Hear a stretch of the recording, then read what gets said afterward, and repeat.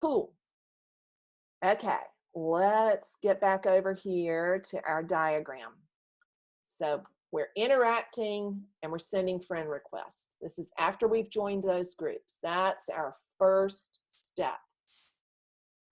Once you've sent that friend request, you're going to start your content sequence. Remember, that content needs to be in a specific order.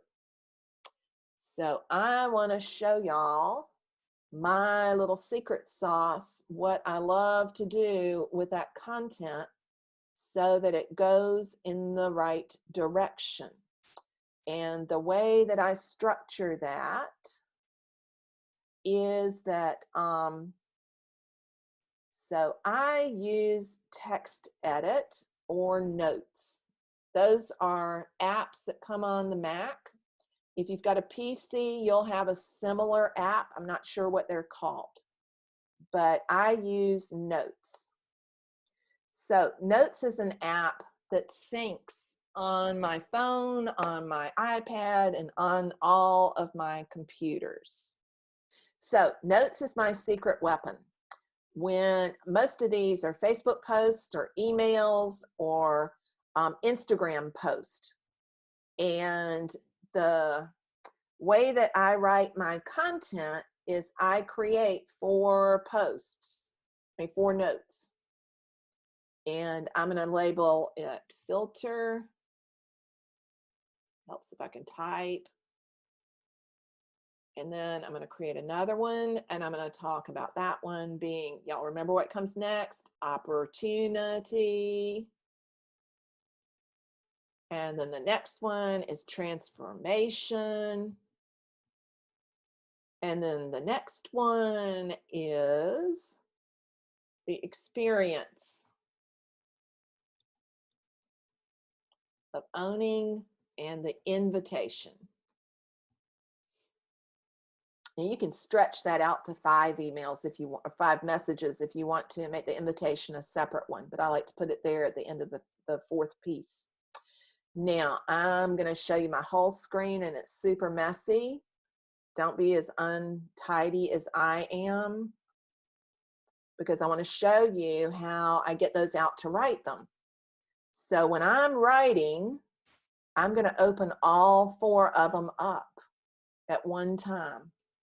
And I'm going to try to make this a little bit neater so that it's not quite so messy.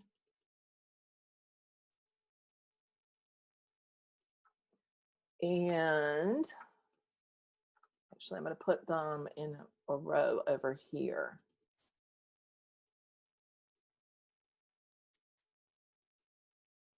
So when I'm getting started on typing them, this is a pro tip, y'all. This is what a lot of copywriters do, and most of us who make our living online do.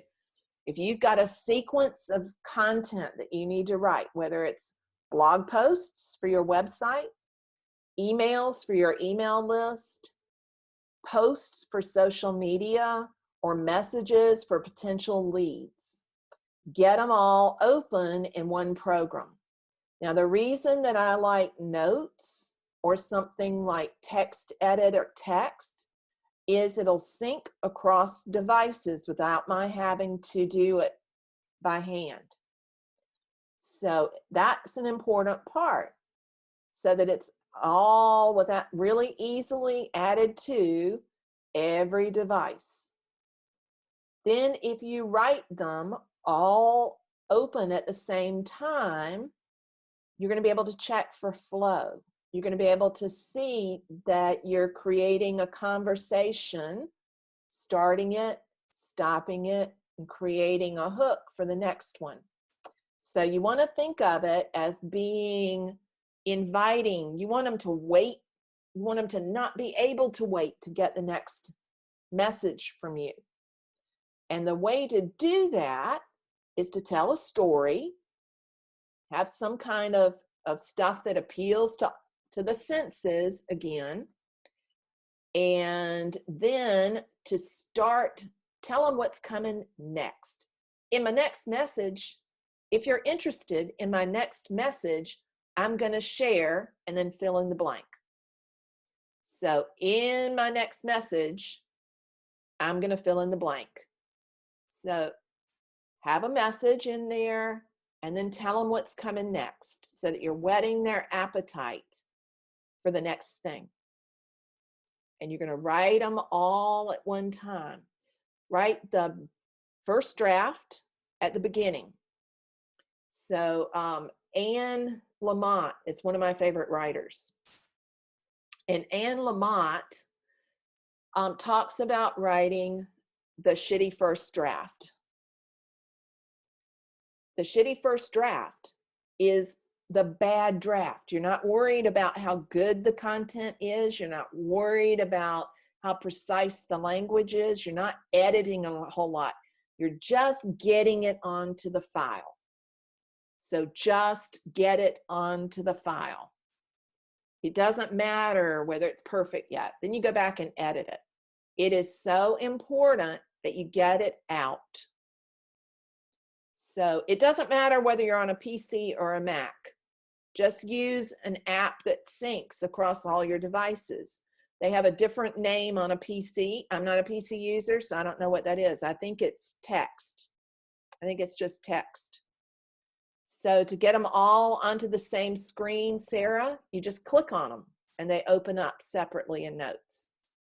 So Anne Lamott is fantastic for writing and learning more about writing. And a lot of us feel awkward at first when we're writing as artists, and you just want to cultivate that. So just think about writing letters. And you're not trying to write great fiction, you're not trying to write an article, and you're not trying to write an essay, you're trying to write a great note or a letter to a friend.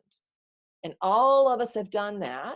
So you don't have to worry about grammar, you don't have to worry about spelling and punctuation. Keep it conversational, first person to second person. No third person in here, unless you're talking about other people. So keep it super simple. Really, really simple.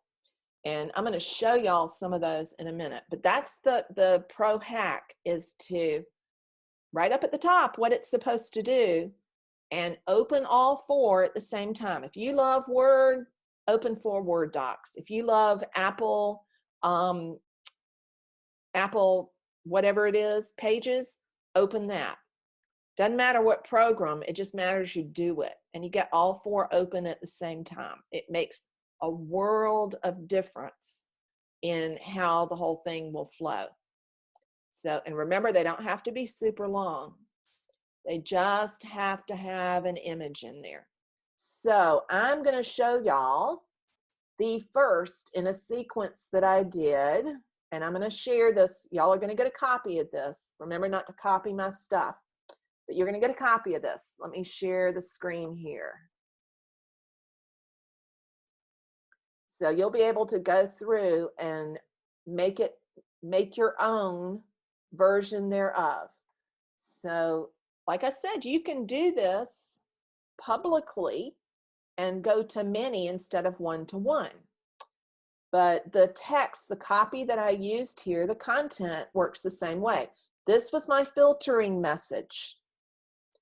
And I made a post with one of the paintings from the collection that I was getting ready to promote.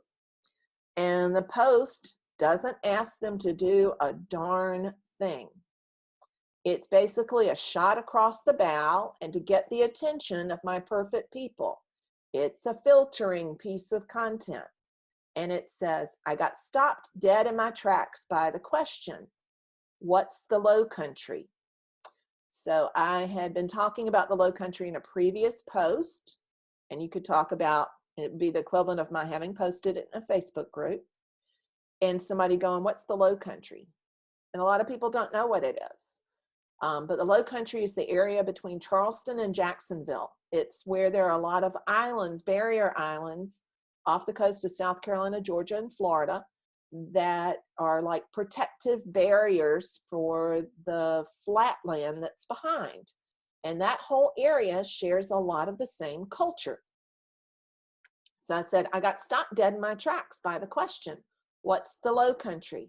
For anyone raised below the fall line in South Carolina, the question's unimaginable. The Low Country one word, capitalized, is a magical, rich area full of sights and scents that you can't find anywhere else on earth. The smell of the Low Country, a captivating odor of salty air, hot sun on warm cedars and pines, and the fecund, rich tang, I've got a typo in there, of puff, aka pluff mud. It's pluff mud. My family had a funky way of spelling what is officially pluff mud. Pluff mud is really thick, gooey, black, rich. It smells nasty to people who are not from here, but it's stinky mud that's in the marshes. And anybody who's from here loves it and breathes more deeply when they can smell it. You know you're home when you can smell it. It's a land full of water, creeks, and rivers that mark the time by the rise and fall of the tides. Sea islands that march from Charleston to Savannah and on to Jacksonville, facing the winds of the Atlantic. A land full of ghosts, a liminal place where the separation between the worlds gets thin at times. Pat Conroy captured it perfectly in The Prince of Tides. To describe our growing up in the Low Country of South Carolina, I would have to take you to the marsh on a spring day, flush the great blue heron from its silent occupation, scatter marsh hens as we sink to our knees in mud, open you an oyster with a pocket knife and feed it to you from the shell and say, there, that taste, that's the taste of my childhood. So with that post, I'm trying to go ping to all of the people who are my perfect people and doing the one-to-one promotion. After I've invited somebody to be a friend, I could send them that as a message. Just wanted to share a little bit about where I'm from and how I grew up. And I could share that exact post. And that would be my filtered content. I could also, getting more and just see who's going to interact with it, post that on my personal profile, which I'm going to do. I'm going to do that today. Y'all can watch me do this. So I'm going to post that on my personal profile with that image. And watch who comments. And each person who comments, I'm going to send them a message. And that message is going to have the opportunity post. And yes, I have all the senses talking there. Every last one of them. Taste, oysters, smell the pluff mud.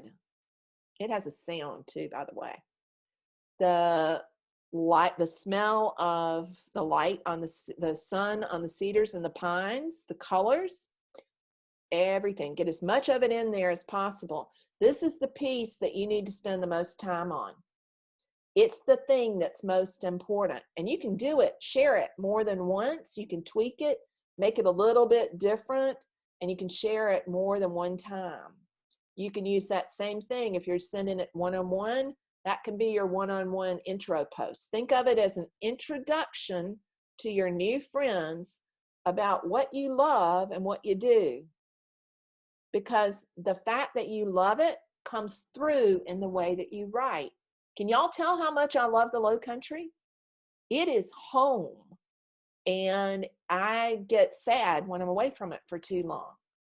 And I love the smell of it. I used to cry when I would leave the island, when I go over the bridge for the last time, because I was leaving home.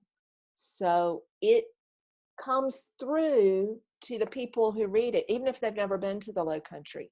And now I've given them a little bit of inside language that Low Country is one word, that you capitalize the L, and that we've got a special name for the mud here that stinks. And so now you know what the Low Country is, and you know what pluff mud is. And that begins to bring people into my world. And it makes them feel special because now they know the secret code, the secret language. And there are all kind of ways and directions I could go in the next piece of content because I've got so many different, what they call in writing, loops open, so many potential stories. So yeah, it is a fantastic place. but you love where you are and you love what inspires you just as much as I love the low country. And if you start writing about what you love and you start using the senses in there, people are going to pick up on that. That's the real key. Write about something you love, make art about what you love, and share those words appealing to the senses. Take them to that place.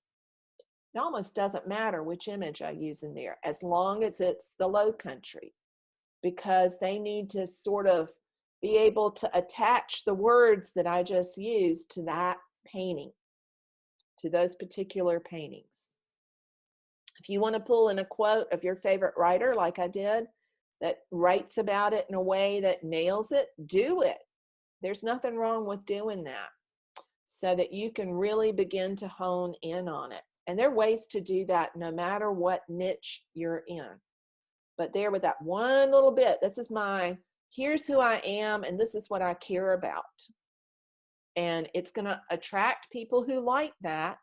And people who don't like the coast, probably not going to be interested. They're probably not going to respond.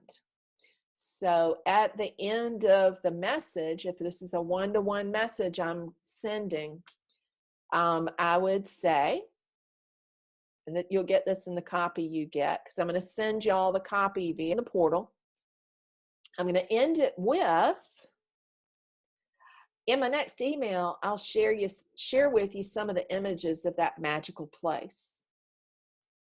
So that then tells them what's coming next. They're going to get some of the images, because I might share 1 or 2 images or 3 images with them of some of those same places and talk a little bit more about it. In my next email, I'll share some more images from that special place and tell you a little bit more about why the Low Country is so special. So you're telling a story. People are inherently attracted to story. We're attracted biologically to story.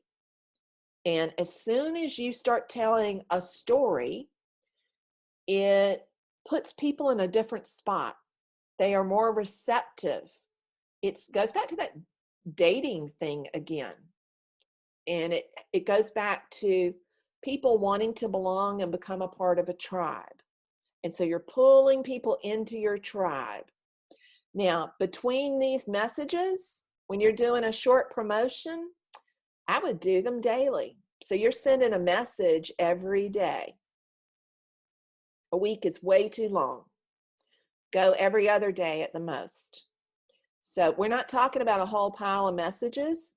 So, and this is somebody who's friended you, is friends with you on Facebook. It's okay to send a message in Messenger on Facebook every day.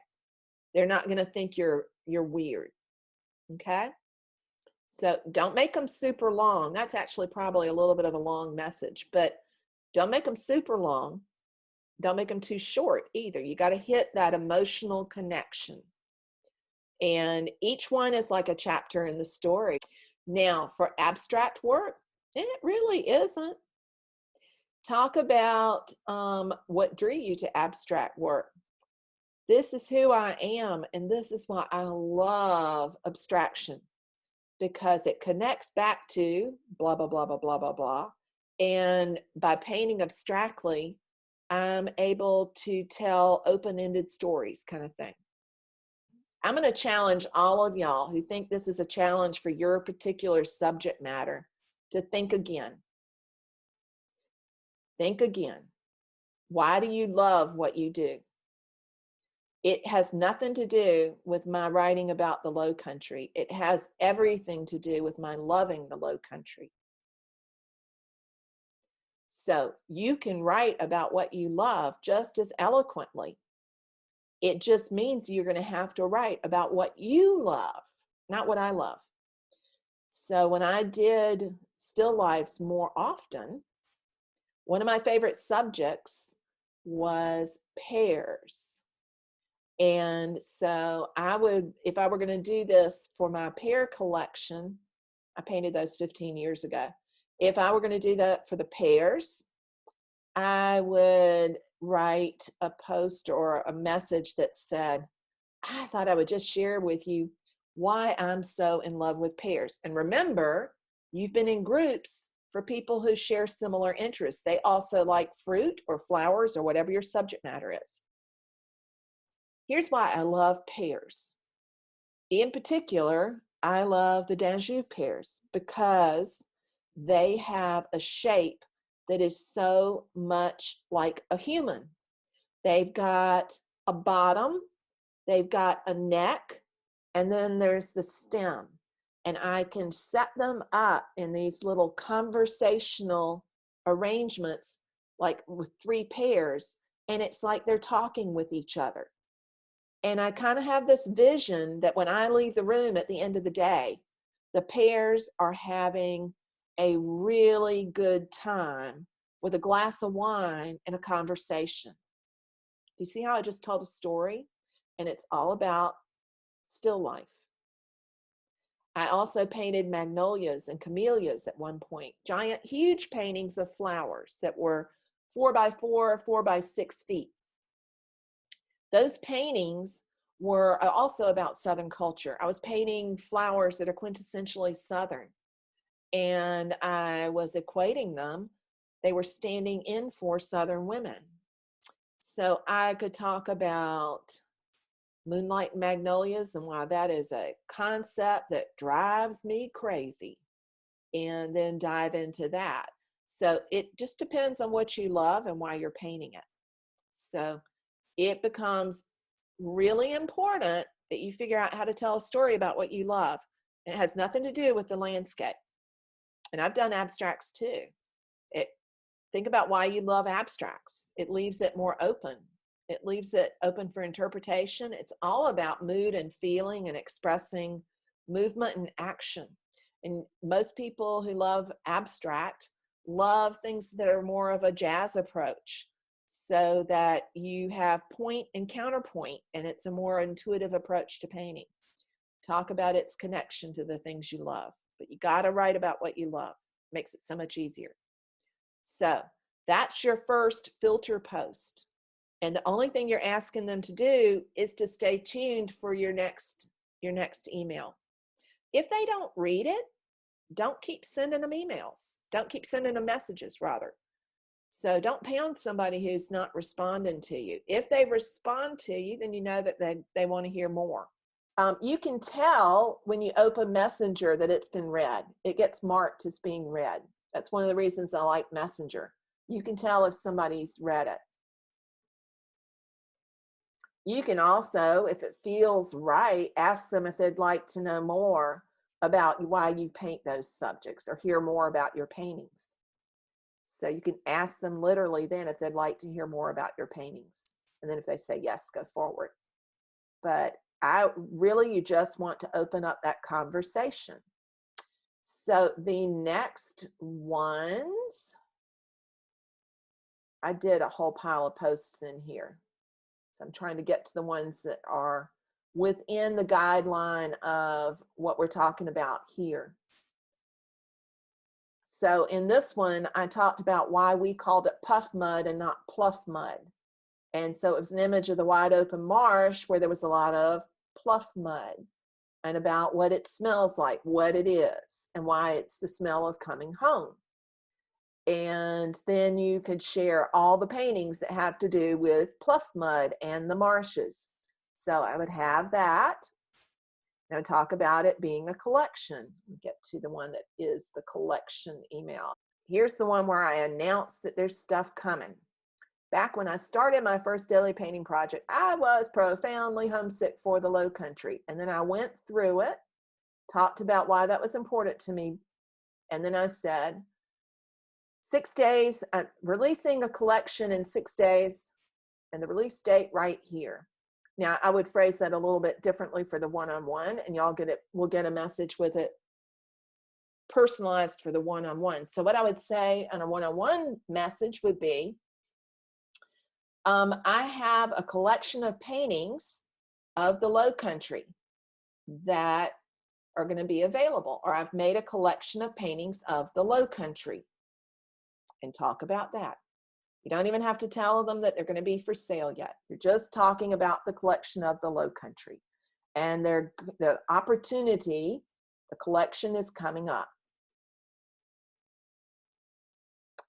Then in the next one, I'm going to show you an example of one where I did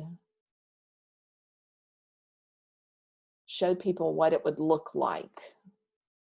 Here we go. So this was for a smalls collection. And I put the image of the painting into a room. So this gives people the idea of what the scale is of the little tiny paintings. It's on the mantelpiece of the living room. And that collection was all smalls, and they were like 4x6, 5x7, 6x6, 6x8. So they were from 235 to 475. A bunch of little ones. A whole bunch of little ones. And so I showed them what they looked like. And I talked about how it could change the way a room looked.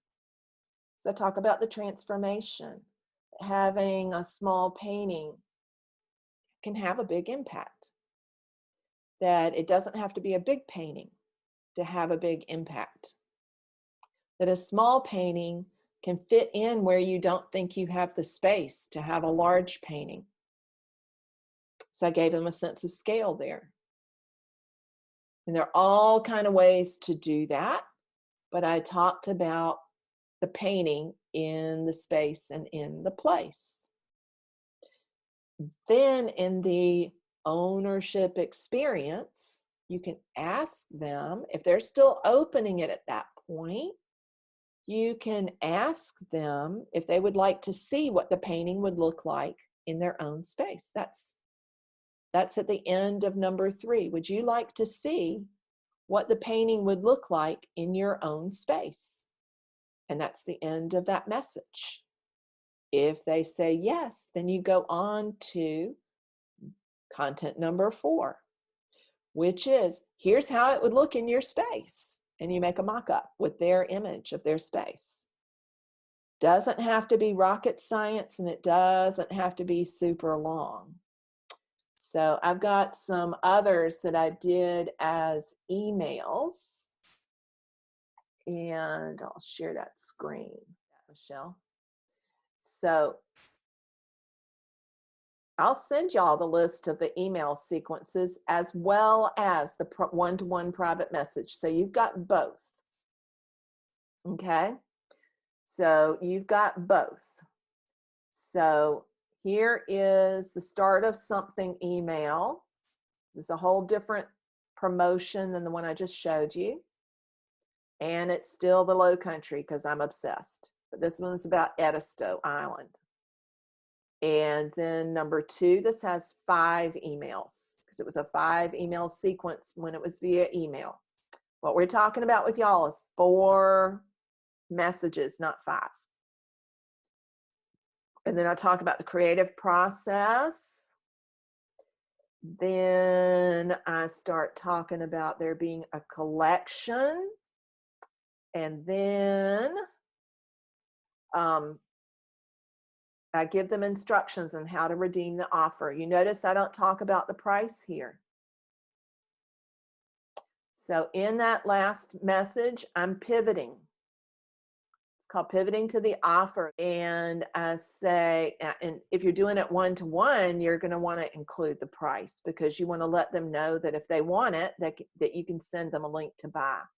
But if you're doing it via email, you're sending them to your website to buy.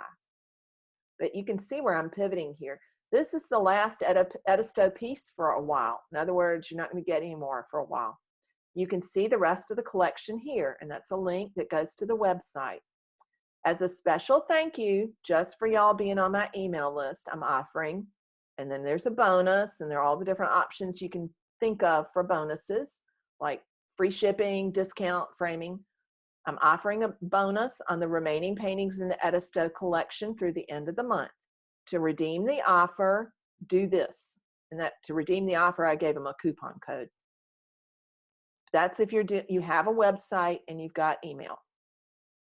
So don't do that if you're just doing it via Messenger. Okay. Let's look at the picture of that funnel so that it's really clear what we're doing there. I know it's a lot to wrap your brain around, especially if you've never done this before. It can be a lot, but it actually can be really, really simple. So just to refresh, this is that customer journey. And it starts with the Facebook group where you're going to interact, and you're going to interact in a way that you're starting to filter with conversation starters, filter your perfect people. You're going to draw them to you by talking about the things that they love too. You're looking for where you have common threads between what you love, what's in your painting, and what they love, why they're in that group. You're not going to be completely alike. No two people are.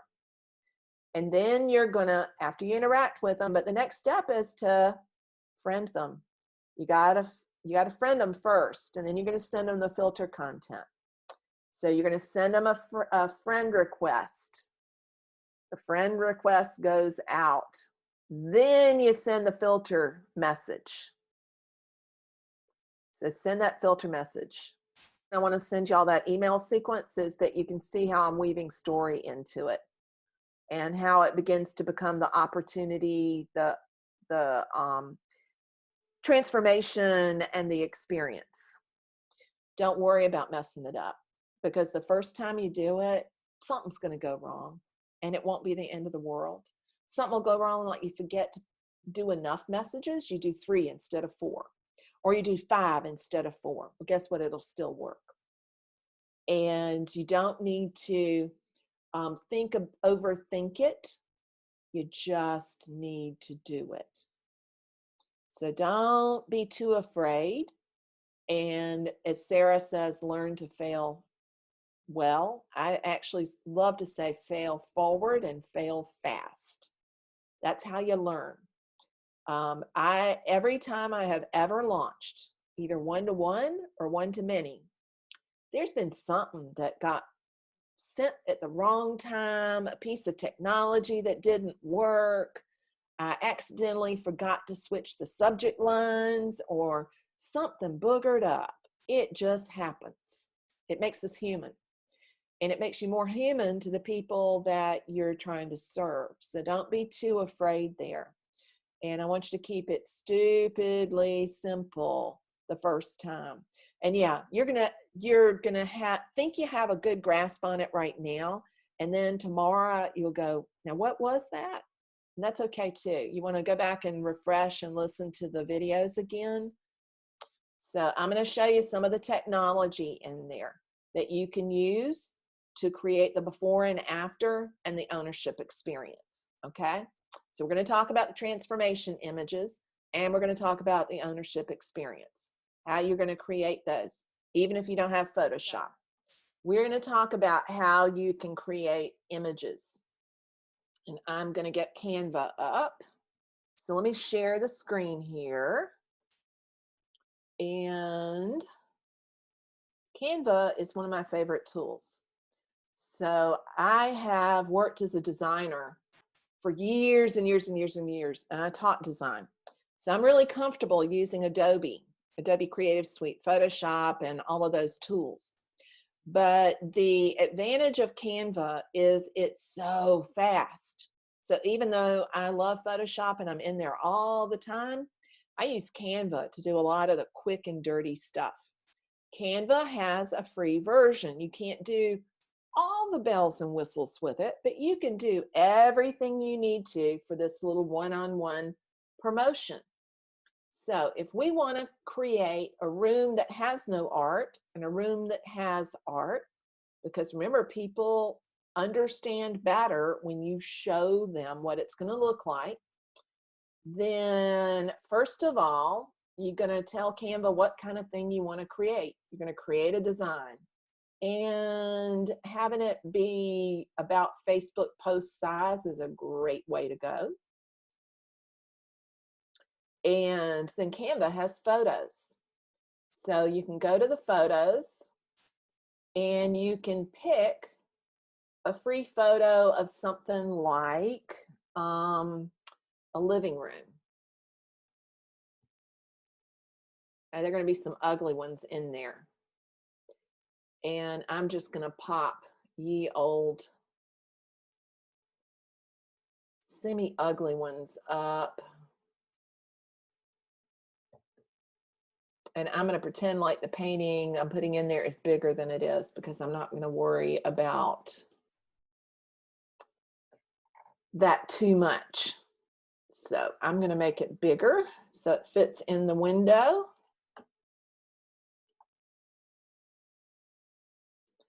And I'm going to crop it because I want it to actually only take up about half that space.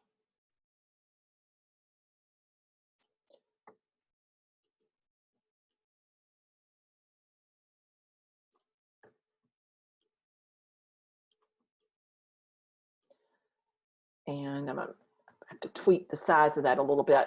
So if I want to put my painting in there, I'm going to do it without anything in there to begin with. Let me resize that window so it's a little bit bigger size. It's a little too short.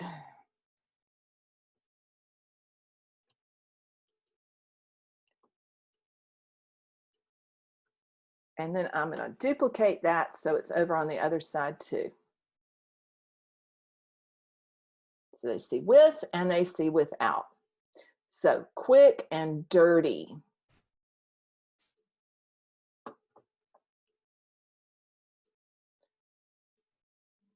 I'm not even putting a frame on it.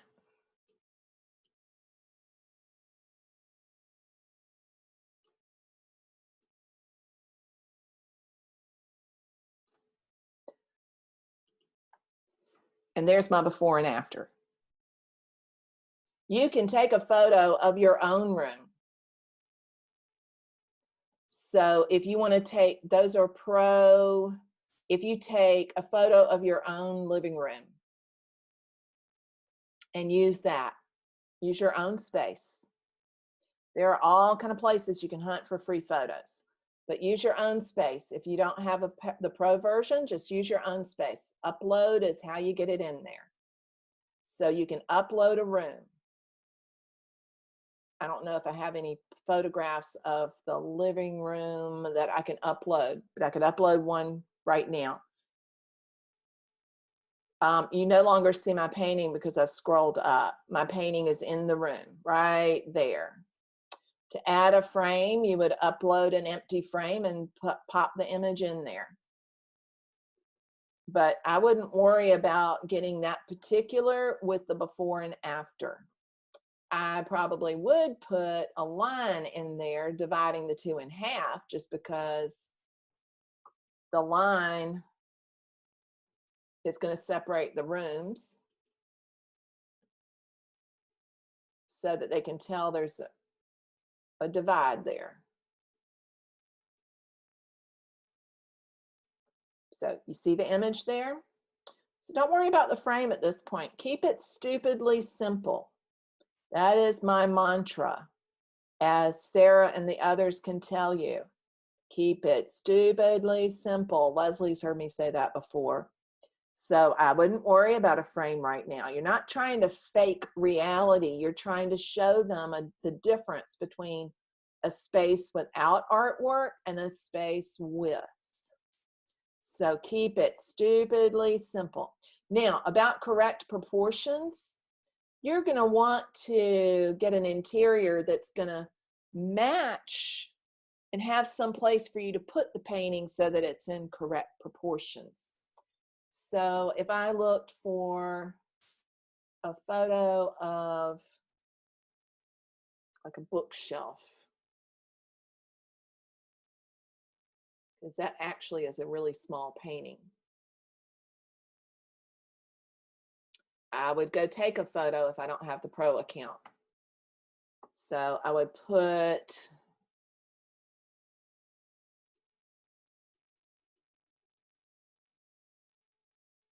Put the painting on the bookshelf and get it to the correct size.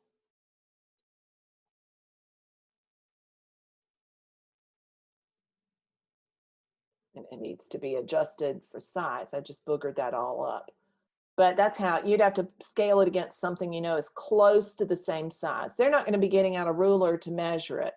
But a book tends to be about 9 inches tall. So this is going to be slightly smaller than a book. You're just trying to give them an idea of what it would be like.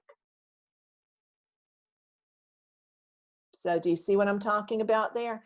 And in the transformation, you're trying to show them what it would be like to have a painting in a living space. So for the number 3 content, you're not having to show them their space. That's what you're going to do in number 4. And that's where you upload, ask for and upload their image. And the image of the bookshelf came from the pro version. So if you're doing it with the free version, you need to upload an image of a bookshelf if you wanted to use a bookshelf. And I wouldn't use that bookshelf anyway. It's ugly. I would go use my own mantelpiece for the little ones. That's how I did that other one, which I think I did in Canva. The other tool that you can use besides Canva that's free is GIMP. And it comes for both PC and Mac. And it does the same thing as Photoshop exactly. It just runs on the desktop. Whereas Canva is an app that runs on the internet. It doesn't have to come onto your computer, and you can use it on your cell phone and on your iPad too. So if, for example, I like that one. Say my prospect sent me that one. Then I'm gonna bring it into Canva and I'm gonna pop an image of one of my paintings in there. So that would be what I would do for number 4. So Canva has a lot just in the free version. So even if it's a pro image, Canva will let you buy the image. So you can upgrade for a short while. I think if you do the trial version, you get access to those. But you can have it for a month and get rid of it if you want to, or use GIMP. There's some other apps that work really well too that you can use on your phone or your iPad. And that one that I love is Snapseed. It's free.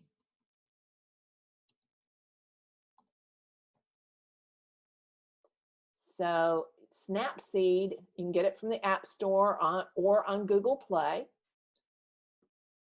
is an image editing app. And you can bring in your image of the living room, their image of the living room, and your artwork. And you can do exactly what I did in there.